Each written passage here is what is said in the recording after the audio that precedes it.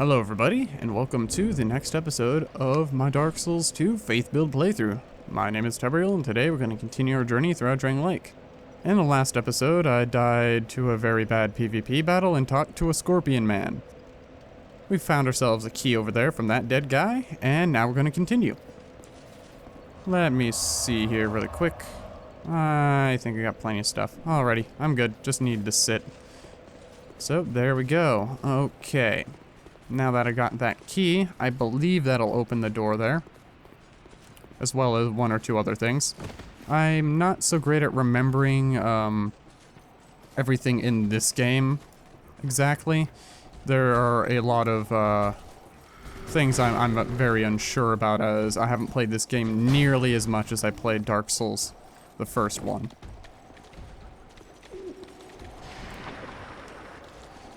But that doesn't really stop me from enjoying this game. Can be annoying when I'm trying to remember where to find something, though.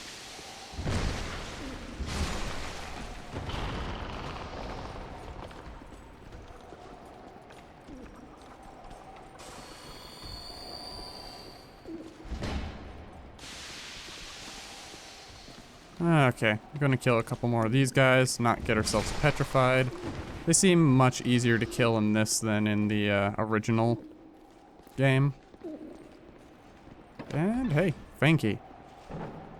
And anyone who's played the first Dark Souls would probably be slightly terrified right now, but seems that this guy is actually non-hostile.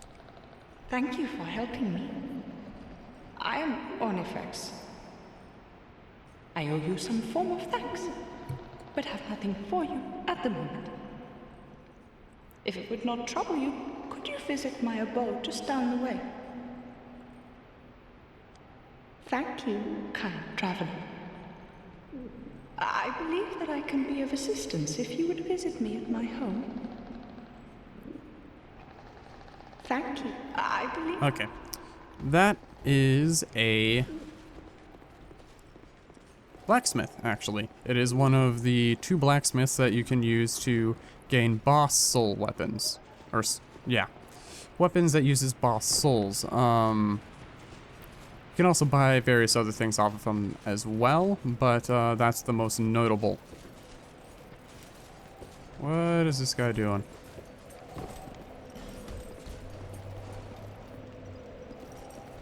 Okay, I guess he's just gonna do a little weird dance there. In which case, I'm just gonna go up here and grab this item. Radiant Life Gem, and I think he just fell off. Alright, let's continue on. Not a whole lot left to explore in this area. There's generally very little in the first place, just a lot of these line guard guys and a couple items here and there. Nothing too terribly fancy. Come on. There we go. Dead. Good stuff. Okay, let's take out this guy. You generally don't want to fight more than one of these guys at a time if possible. It's troubling, even for more tankier characters like mine. As you can see, they hit hard, and they often will put that little curse on you that'll reduce your maximum HP, just like if you had died.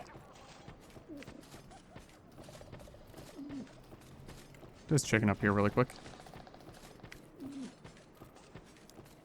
So keeping a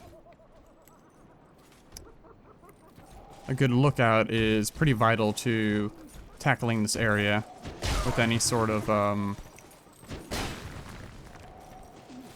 I guess well, let me think of how to word this. Basically, just keep a lookout. Otherwise, you may find yourself surrounded by these guys, and it's not easy to backstab all of them without another one trying to swing on you. Okay, what's in that area? I totally forgot, to be honest. Let's go ahead and use a Fragrant Branch of Yore. I'll go ahead and take this guy out here shortly, as soon as I can actually target him. And he seems to pull a shield and sword out of his ass.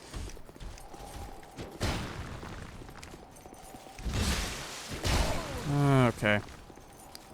Problem is that these guys will stun you for a fairly long time. If you ever get hit by them, which, if you do it right, you shouldn't, but my character is, well, slow, for one.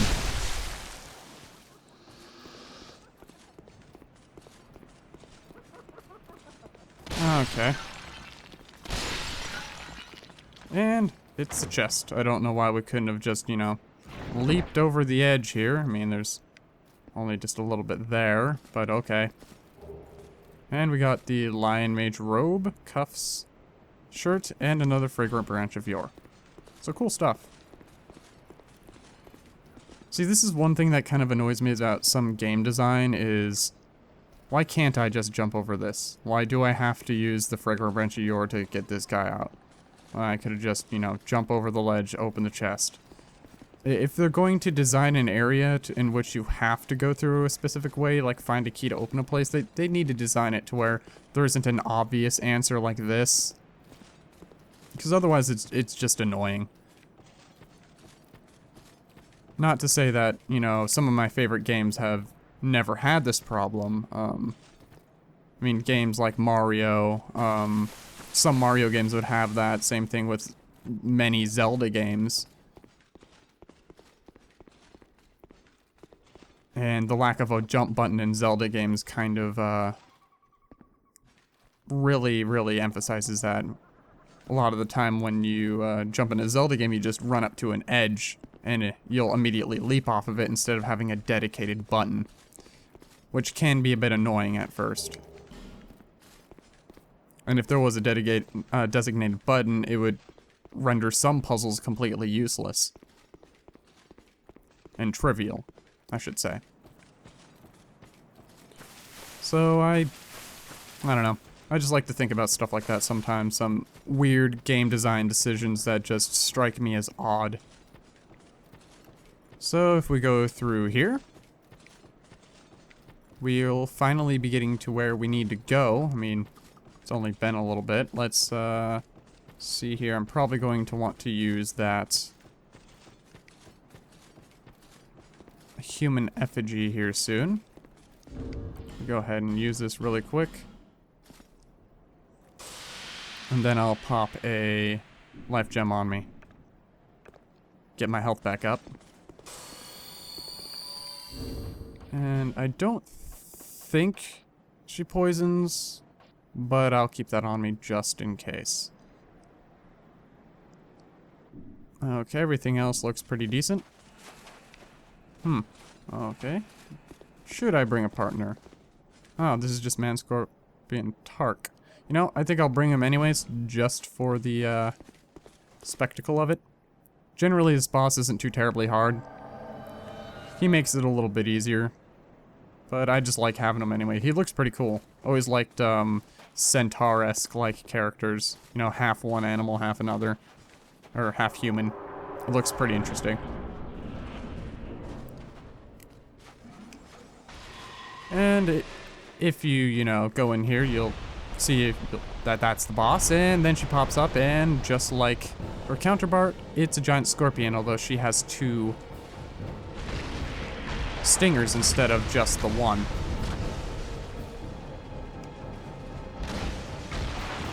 Need to watch out too, because she can hit pretty hard with them.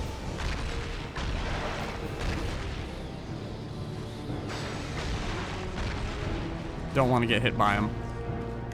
I believe targeting her actual body, or her human body I should say. Oh damn it, I was afraid that would happen. Oh, so I'm toxic. That's nice. Okay, let me go ahead and heal up. Can't remember if poison moss cures toxic or not either. It does. Okay, good. So she does poison. Alright. I was thinking, you know, scorpion poison probably does. I just couldn't remember. And now here comes the next battle. Or next phase, I should say. She'll just kind of run along on the ground, underground there, and you need to avoid her as much as possible. Otherwise, she will do a grabbing attack, as you can see there.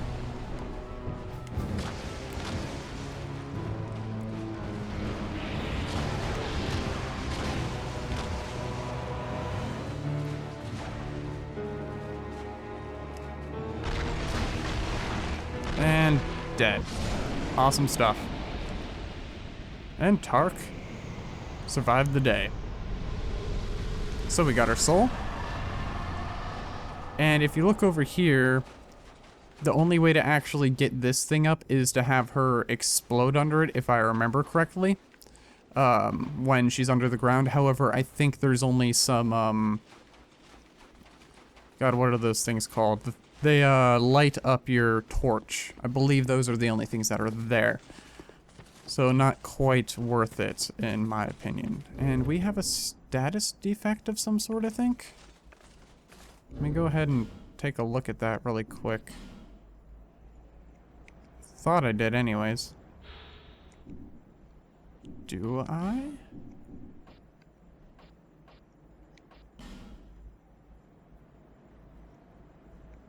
I can't seem to see it.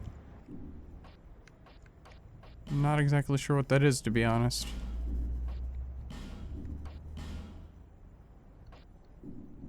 I'll check it out later.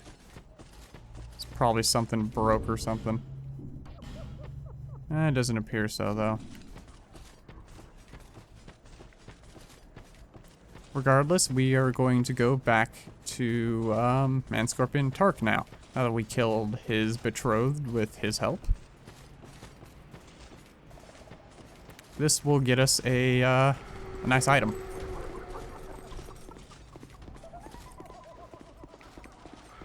Okay, let's go ahead and...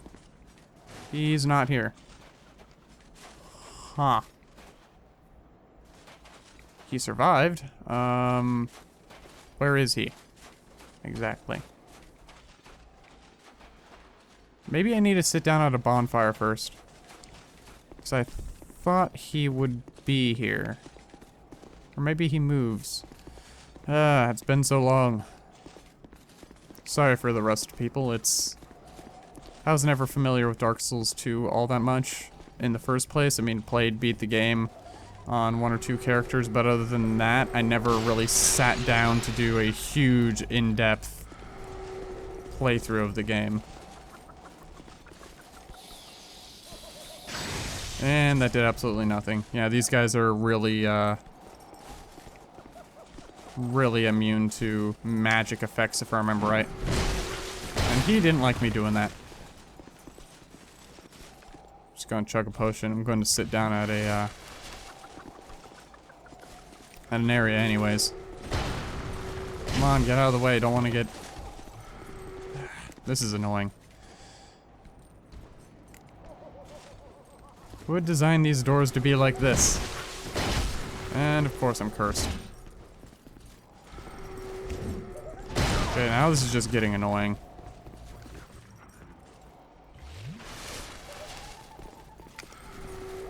Get out of my way, please. Wow. That was much more of a pain than it should have been. Alright, let's run to there and then run back and see if he's there. If not, then all of you guys are probably yelling in the comment section or in your heads about how much of an idiot I am. Oh, that's Human Effigy's effect. So I'm guessing that makes it so I don't get invasions now? Did they change how Human Effigies work?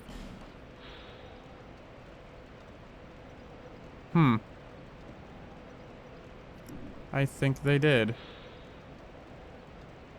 Because usually you had to burn those things in order to have that effect. That's interesting.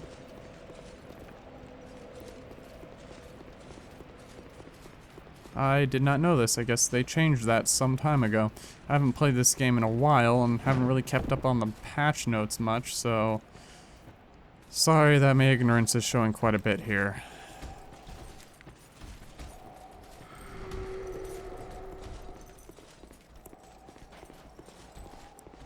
Okay, is he down here? Yes, he is. Good, good. Don't know why he wasn't before. Oh yeah, I need to put on the ring. 1 second, people. There we go. You've defeated my better half. This is my thanks. Take it. I have no gods to pray to. But still, I pray that your journey will be safe. You know, I swear I got a ring from him, not a fragrant branch of yore. Why is that? I have no god, but still. Maybe if I kill him, I get a ring. I can't remember. God.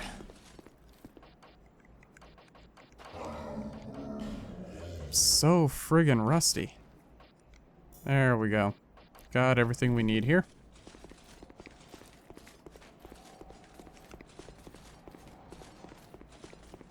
And let's see here. What level is my mace? 7. Okay. That's fine. And now that guy's back there. But he died. Cool stuff. Alrighty, now let's go ahead and back up. Don't really need to worry about these guys too terribly much, unless if I run in the wrong area. Now that we killed the boss up here.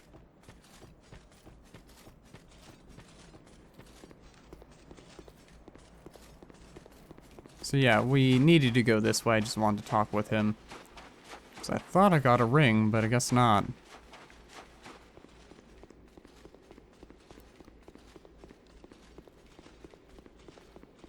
Oh, and it seems that effect went away. Wonder if that only works for that area. Or if it's only a limited time. I'm unsure. I never really used it. I liked being invaded every once in a while. But this is the Doors of Pharros. This is another high invasion area with lots and lots of traps. It's quite a fun little area, actually. Fortunately, these guys are a bit of a pain to deal with. In the water, at least. And that's where you'll fight them mostly. But, as you can see, not too terribly hard. Just gotta keep behind them. They'll drop an interesting set. Ooh, I already got their armor. That's actually quite lucky.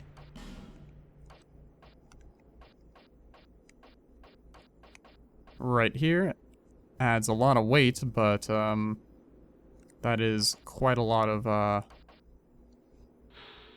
up stats as well.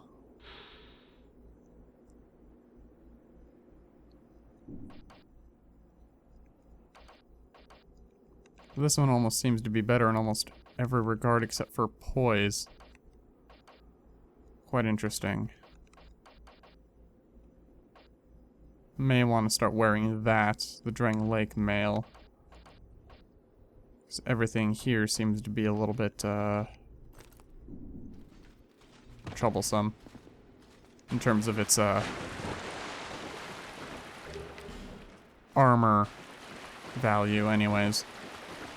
And these guys, I'm not sure if we fought these guys before here or not in this playthrough.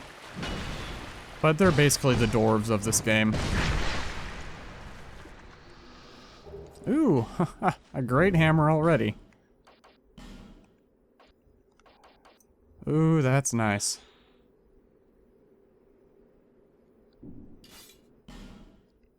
Look at that. Pretty cool stuff, huh? Requires 40 strength. But, I like the mace. And I like this as well. Might be pretty useful for the enemies here. Because they're about as slow moving as we are. And that may be a mimic. Well, it was either a mimic or a trap chest. Regardless, I am sitting. I'm gonna go ahead and punch it really quick just to make sure. Yep, that's a mimic. Oh, and it got me anyways. That's kind of dumb.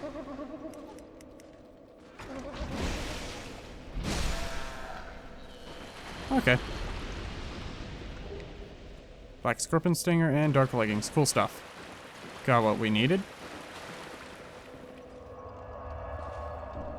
Okay. Now, that area leads to the main area where you can get invaded. It's can be a little bit of a slog, and we'll end up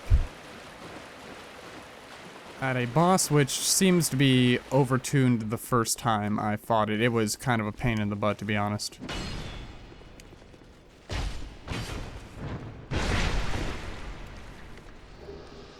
Mundane stones, cool stuff. And let's go over here. More enemies.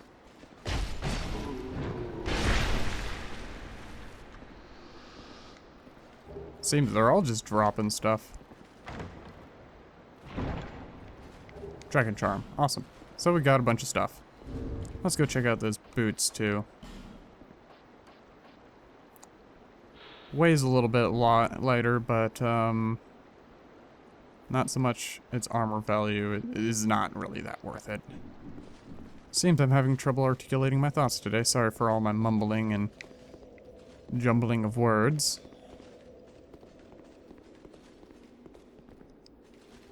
Interesting, like, these things are here. Look similar to the other ones anyways, but these seem to be made with a little bit more care. And usually there'd be an NPC here too, but I don't know why he's not here.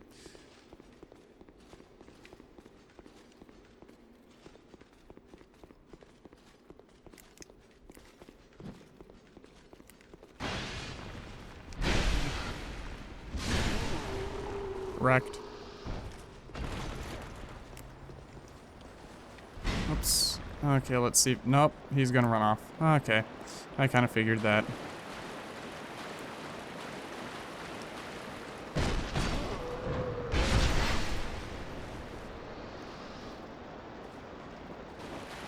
And there's nothing over here. This is just here if, I guess you needed to see. I'm guessing, this is one of those little quirky parts of the game where, this was probably going to be a dark area, but then I guess they chose not to go with the whole darkness angle, which is kind of a shame because I would have enjoyed playing the game like that. It's actually something I was looking forward to upon first hearing about the mechanic. Because it would have made the combat a little bit more nuanced. While the Dark Souls combat is nuanced in general, it's there just really isn't any problem with dark areas in this game, like, at all. There's maybe one dark area in the whole game, and there really isn't any problems with it whatsoever. At least not to, like, the point that, the, grave area where Nito was in the first game. Not an illusionary wall. The, Grave of Giants. And so here we are at Blightstone Cove. With a weird, guy over there with some weird jumpy animations there for a second. Let's go ahead and kill him before the other guys get near us. Oh, he just... Yep, there we go. I figured they'd come up. Those guys actually are surviving pretty easily to these attacks. That's pretty interesting. So there's a bunch of little souls and random stuff. And just watch out because there'll be enemies all along in this area. Hidden throughout these tents or like up here. So you can destroy these, if I remember right. Won't do much damage to them, but gets them down. Makes it so you can ambush them before they ambush you.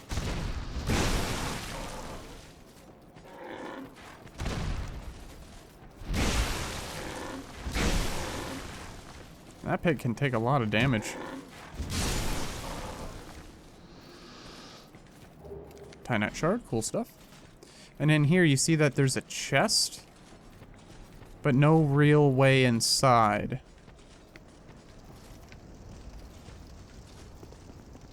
Of course, if this is any logical reason, you could just, you know, jump through there, but no, this is Dark Souls.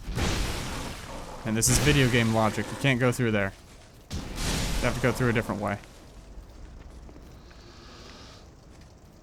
What way, you ask? Well, there is a dead guy right here, a well, and a conspicuous path leading to nowhere. So if you do a nice jump, you can land yourself straight in the well. It's a little hard sometimes though, especially if you're fat rolling like I am. You might need to take off a piece of armor or two. Or at least change weapons, because this durability is actually going down quite a lot. I'm gonna move to that, see if that helps. There we go.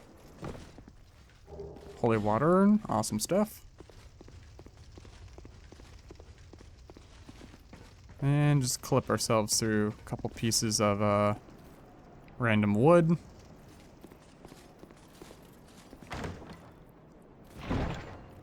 And there we go, 5 human effigies. Quite nice. And there we go. Easy enough. And in one of these tents, I believe there is a bonfire. Just can't remember which one.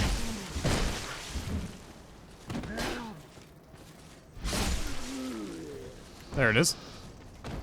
Let's go ahead and light this bonfire.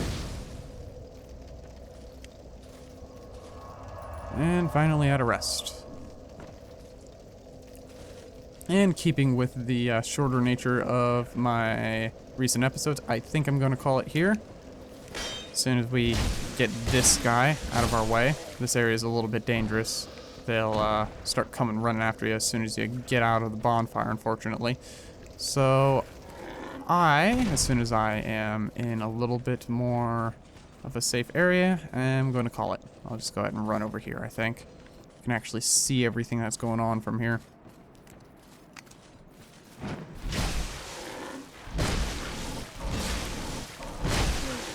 Come on, this pig preventing me from ending the episode. Game wants me to play it more, apparently. Come on, pig, I got other priorities. Gotta do stuff. Okay, there we go.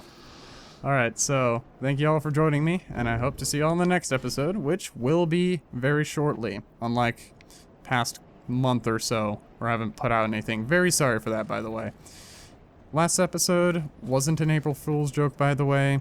I will be releasing more, just to clarify. So, see y'all in the next one. Goodbye, everybody.